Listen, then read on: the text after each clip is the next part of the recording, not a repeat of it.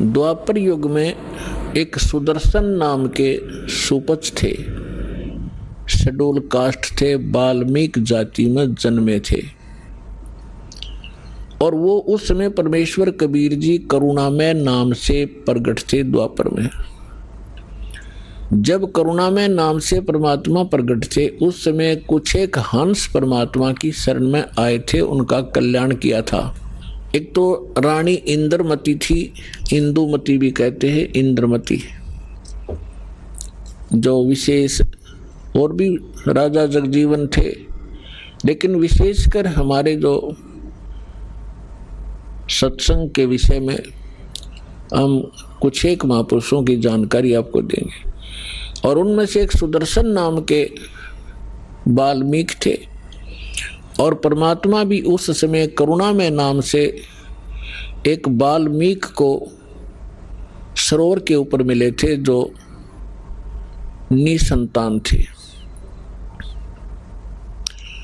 और सुदर्शन जी उसी वाल्मीकि परिवार के अंदर, कुल के अंदर अन्य किसी परिवार से संबंधित थे।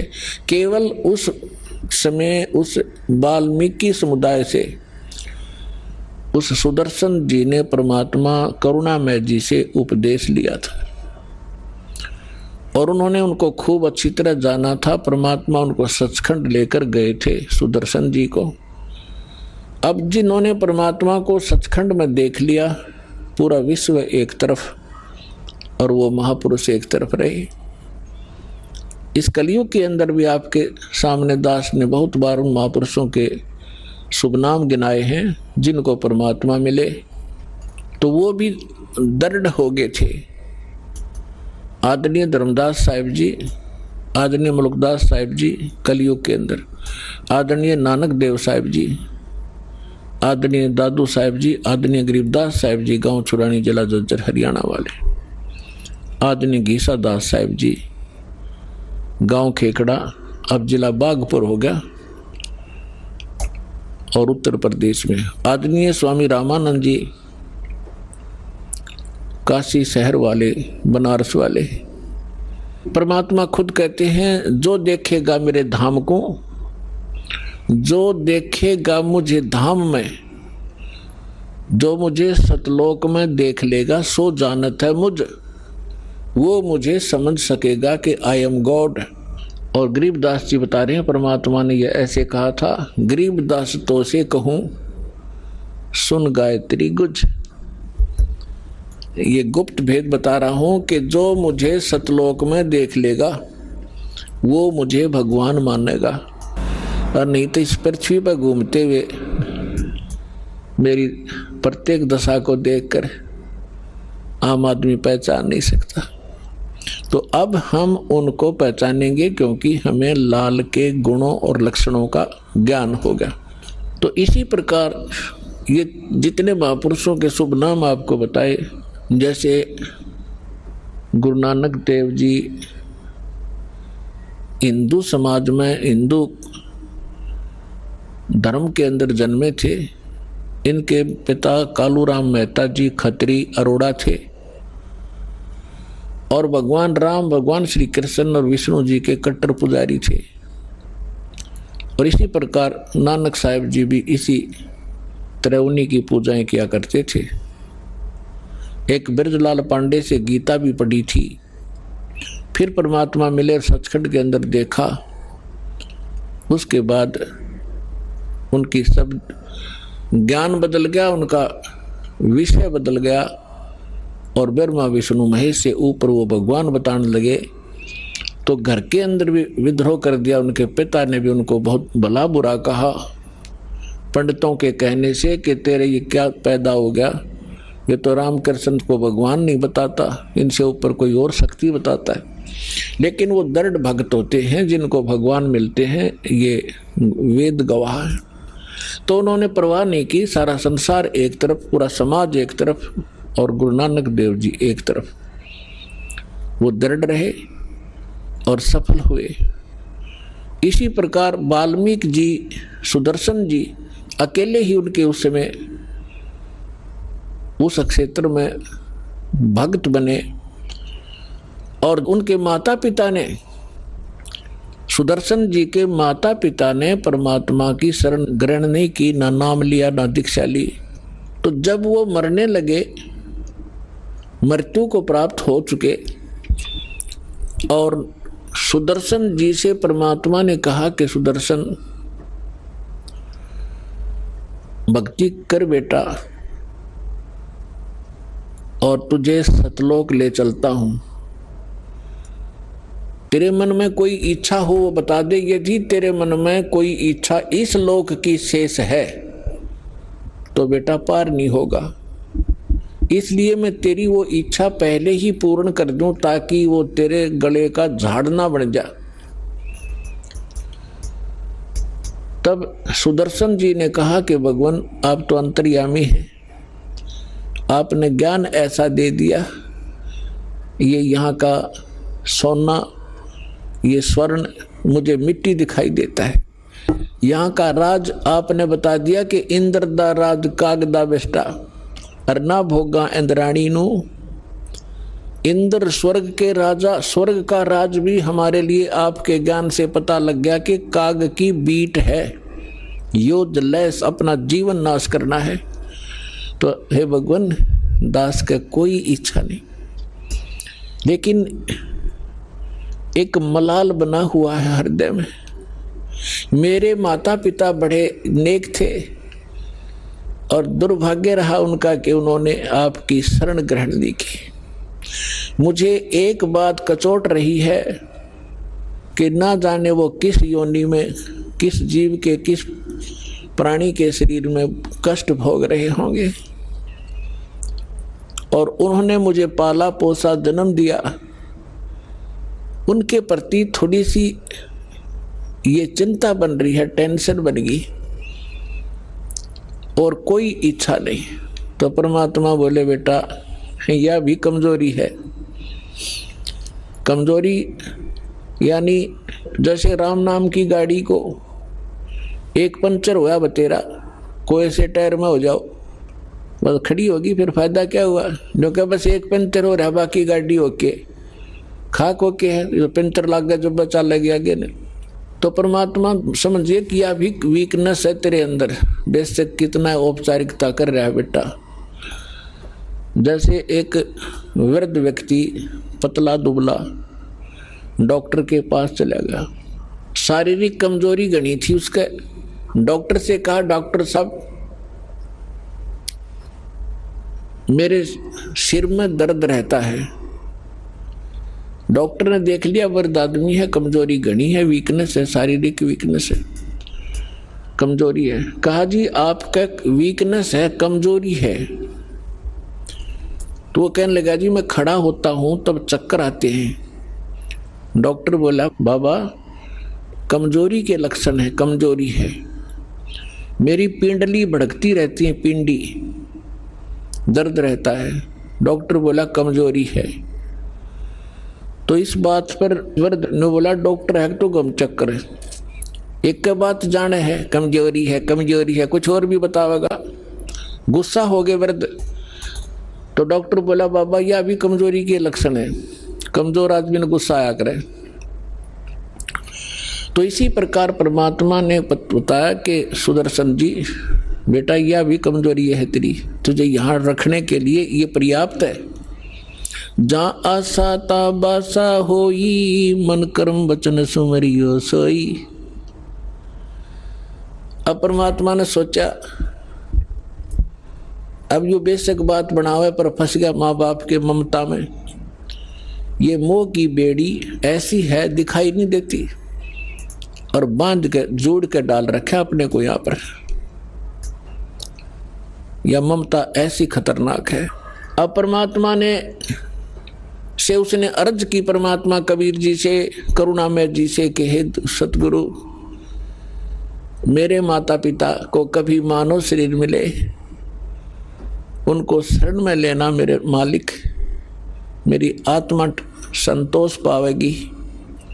परमात्मा बोले बेटा तू चिंता ना करे, मैं वचन देता हूं तेरे को, मैं वचन देता हूं तेरे माता पिता को मैं पार करके छोड़ूंगा। मुझे कितने जन्म लाग जाए उनको निकालने में, तू निश्चिंत रहे। तब सुदर्शन जी को संतोष हुआ और तब वो यहाँ से पीछा छूटा उसका। अब उसके माता पिता उस समय तो वो वाल्मीकि घर में जन्मे थे, नेक्स्ट जीवन उनका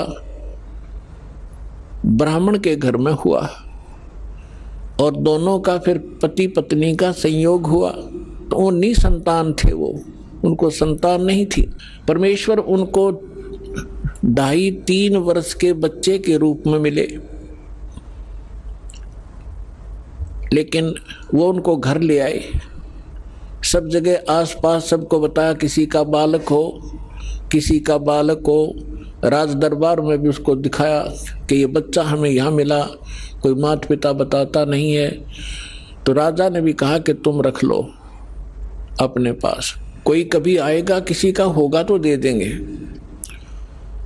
तो परमात्मा उनके घर रहे, 6 महीने तक उनके पास रहे और परमात्मा उनको कहा करते बैठ के आसन पे कि आओ बच्चों, मेरे से नाम लो, दीक्षा लो, भजन करो, ये 2 दिन का जीवन है।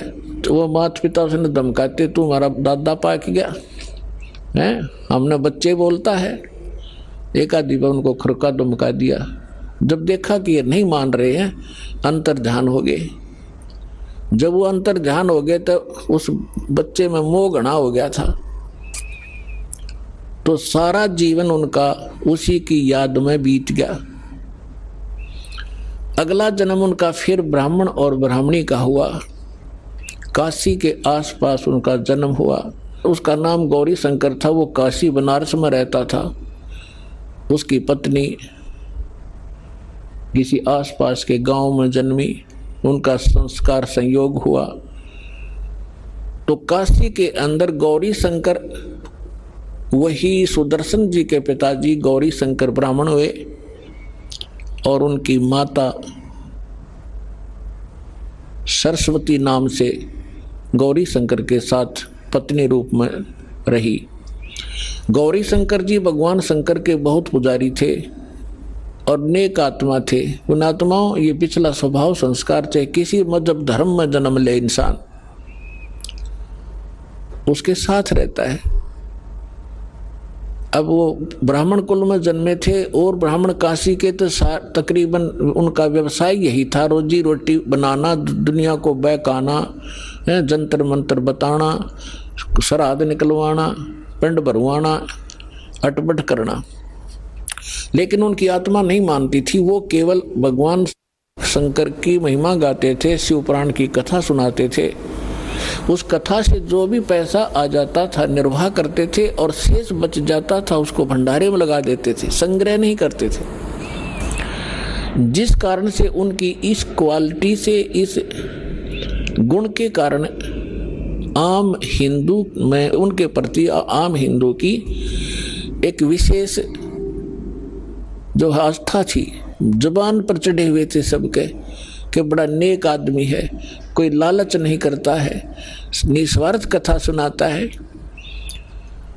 और जिस कारण से अन्य जो रोजी रोटी वाले ब्राह्मण थे, वो पांडे, वो गौरी शंकर से ईर्ष्या करा करते कि सब इससे की प्रशंसा करते हैं, ज़्यादा लोग इन्हीं की कथा सुनने जाते हैं। तो उसको नीचा दिखाने के लिए वो बहुत प्रयत्नशील थे, लेकिन उनकी कोई चल नहीं रही थी, दाल नहीं गल रही थी। इस बात का पता चला काजी और मुल्लाओं ने, काशी के काजी मुल्ला मुसलमानों को पता चला कि गौरी शंकर हिंदू धर्म का घना प्रचार कर रहा है।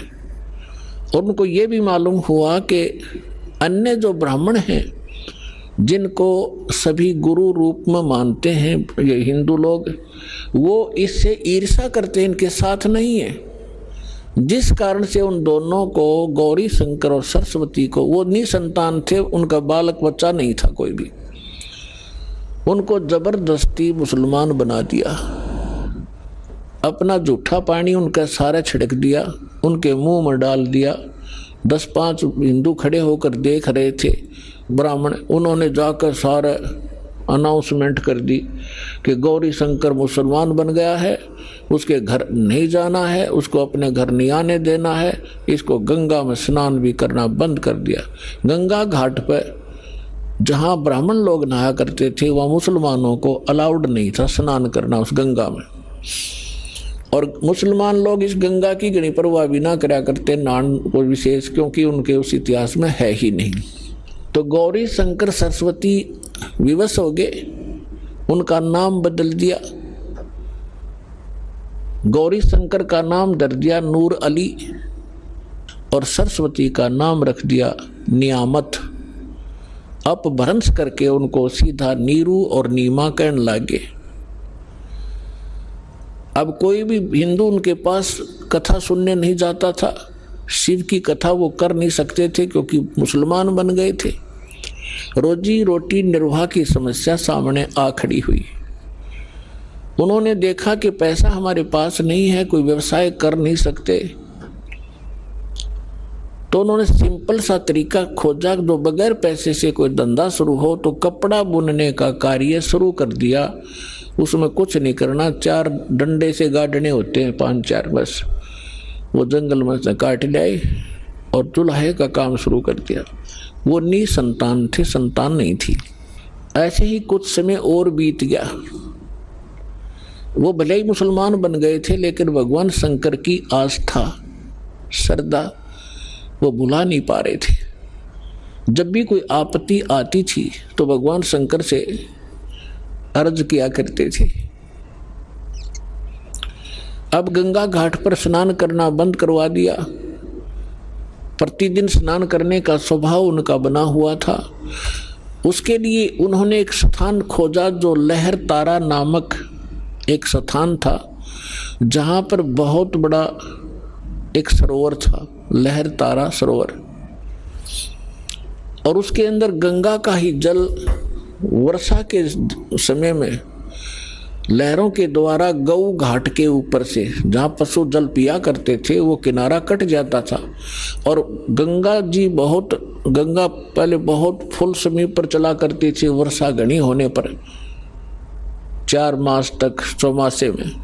तो उस गऊ घाट के ऊपर से पानी और फ्लो हो गए, लहरों के द्वारा उछल उछल के, और एक बहुत बड़े सरोवर को भर दिया करता था। वो झील थी, और फिर उसमें सारा वर्ष जल निर्मल रहता था। गंगा के जल में एक गॉड गिवन एक ऐसा मेरिट है, ऐसा गुण है, ये सतलोक से आई हुई है ये गंगा, तो वो कभी खराब नहीं होता। पुण्यात्माओं, जितने भी आज तक सतलोक के गुण गाने वाले राधा स्वामी पंथ से पहले कोई सतलोक जाना नहीं था। और इन्होंने कबीर साहब की वाणी में तो सतलोक सचखंड की पूरी विवरण है ही है, लेकिन कबीर पंथी भी ढंग से नहीं जानते थे। सतलोक वो भी कहते थे, लेकिन सतलोक में कुछ नहीं मानते थे। चेतन ही चेतन है, वहाँ प्रकाश ही प्रकाश है, यही राधा स्वामी वाले कहते थे। और ये धन धन सतगुरु सच्चा सौदा, जय गुरुदेव। और निरंकारी तो कहते हैं भगवान निराकार है। और किसी हिंदू से पूछ ले, किसी मुसलमान से पूछ ले, किसी सिख या ईसाई से पूछ ले, परमात्मा को वो निराकार बताते हैं। अब सच्चाई, जिन महापुरुषों ने भगवान को देखा, फिर इस दास पर रजा हुई। अब वहाँ क्या सारी सृष्टि ऐसी है जैसे यहाँ पर है, ये डुप्लीकेट है और वो ओरिजिनल है। वहाँ पर ये 5 तत्वों से बना हुआ कोई मटेरियल नहीं है, एक तत्व से बना हुआ। जैसे 5 तत्वों से यहाँ ये शरीर बना हुआ है, अब इसमें कोई तत्व दिखाई नहीं देता, ये 5 तत्वों से बना है। मृत्यु के उपरांत इसको जब सभा किया जाएगा, ये अपने अपने तत्वों में बट जाएगा। इसी प्रकार सभी पदार्थ एक तत्व से, काजू किस्म सेब संतरे ये अनार एक तत्व से, हमारा शरीर एक तत्व से, तो वहाँ केवल एक नूरी तत्व से ही बना हुआ होता है। तो वहाँ ये अमर सरोवर है, वहाँ से सतलोक से ये गंगा आई है। परमात्मा ने एक सैंपल भेजा है कि हमारे लोक में ऐसा मटेरियल है, ऐसा पदार्थ है जो कभी खराब नहीं होते। और वहाँ तो लोक ही बहुत सुंदर है, वहाँ तो खराब होने का मतलब नहीं। और यहाँ इस गंदे लोक में 10 दिन में पानी में बदबू हो जा, और यहाँ पर गंगा का पानी जल खराब नहीं हो रहा, ये सतलोक से आया हुआ ये मटेरियल है, पदार्थ है। तो ऐसे दूधों की नदियां वहाँ सरोवर भरे हैं, दही के सरोवर भरे हैं, वहाँ पर शहद के सरोवर भरे हैं, हर तरह के पदार्थ हैं और सदाबहार फल हैं, सदाबहार वृक्ष हैं, सदाबहार वहाँ पर ये बेल बूटे हैं, लता हैं। तो पुण्यात्माओं प्रसंग चल रहा है, वहीं पर आते हैं। तो नीरू नीमा सुबह सुबह उठ करके प्रतिदिन उस लहर तारा नामक तालाब में स्नान करने के लिए जाने लगे। रूटीन बना हुआ था, गर्मी का मौसम था, ज्येष्ठ सुदी पूर्णमासी, गर्मी का मौसम। और उस दिन परमात्मा अपने वचनानुसार, जैसे सुदर्शन जी से कहा था, बेटा तू चिंता ना करे, मुझे टाइम तो कितना लगे तेरे माता पिता को मैं पार करूंगा। जिस कारण से वो बोला भगत सुदर्शन यहाँ की इच्छाओं को त्याग सका, नहीं तो उसके गल में या एक फांसी और गल गई थी, यही बहुत थी उसको यहाँ काल के लोक में फंसाने के लिए। लेकिन पुण्यात्माओं परमात्मा कहते हैं मेरी शरण में जब आप आ जाओगे, फिर मेरा काम है, तुम मेरी मर्यादा में रहना, मुझसे दूर ना होना, फिर मैं आप करूँगा तुम्हारे सारे काम। कैसे तुम्हें पार करना है वो फिर मेरी ड्यूटी है। अब जैसे परमात्मा ने एक फार्मूले बताए हैं, द्वार धनी के पड़ा रहे, धक्के धनी के खावे, 100 काल झकझोल ही पर द्वार छोड़ ना जावे। एक तरीका बताया है कि द्वार धनी के पड़ा रहे और धक्के धनी के खावे, यानी अपने सच्चे दरबार में, अपने सतगुरु के पास यहाँ आता रहे, चाहे कुछ भी आपको लोग कहें और कोई छोटी मोटा ऐसा कोई दुख भी आप पर आ जावे, उसमें अपनी हिम्मत नहीं आ रहे और भगवान से दूर मत होना। इसलिए कहते हैं द्वार धनी के पड़ा रहे और धक्के धनी के खावे। सतलोक यानी आश्रम में आता रहे, जाता रहे, छोटा मोटा कोई उकचुक हो भी जा, हिम्मत नहीं आ रहे। कबीर साहब कहते हैं सतना छोड़े सूरमा, सत छोड़े पत जा, और सत के बांधे लक्ष्मी फिर मिले किया। फिर फार्मूला बताया है कि द्वार धनी के पड़ा रहे, धक्के धनी के खावे, 100 काल झकझोल ही पर द्वार छोड़ जा। और भी कहते हैं कि जो जन मेरी शरण है, जो एक बार मेरी शरण में आ गया और गुरुद्रोही हुआ नहीं, फिर उसको मैं छोड़ूंगा नहीं, पार करके ही छोड़ूंगा, समय कितना लग जाए। जो जन मेरी शरण है ताका हूं मैं दास, और गेल गेल ला गया फिर जब तक धरती आकाश। तो पुण्यात्मा अब परमात्मा ने अपना वचनानुसार उनको निकालना था। यदि वो ब्राह्मण बने रहते, उनमें अभिमान की कमी नहीं थी, और जहां अभिमान है वहां भगवान मिल नहीं सकता उन व्यक्ति को।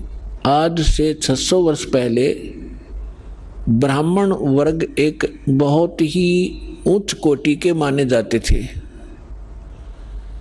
इनको हमारे क्षेत्र में दादा नाम से पुकारा जाता था, चाहे छोटा सा बालक हो, और बहुत बड़ी महिमा थी इनकी। उस समय परमात्मा ने पहले तो उनकी वह मरोड़ काटी, वो बनाए मुसलमान और हिंदू से, उस ब्राह्मण कुल से हटाया। अब वो बेशक मुसलमान बने हुए थे, लेकिन वो तो एक सिंपल मैन थे, गुजारा करते थे अपना, जैसे भी नमाज नमूजू न बता दी वो कर रहे थे, लेकिन अंतःकरण उनका टूटा हुआ था, उनके अंदर कोई अभिमान नहीं था। तो परमात्मा ज्येष्ठ सुदी पूर्णमासी संवत 1455 सन 1398 को ब्रह्म मुहूर्त में, ब्रह्म मुहूर्त कहते हैं सूर्य उदय होने से लगभग 1.5 घंटा पहले, यहाँ थोड़ा सा प्रसंग और सुनाना अनिवार्य है कि एक रामानंद नाम के स्वामी रामानंद जी एक ब्राह्मण थे। वो काशी के अंदर अधिकतर ब्राह्मण लोग जो थे वो ऊत भूत की पूजा करते और करवाते थे। सदग्रंथों, वेदों और पुराणों से वे दूर चले गए थे।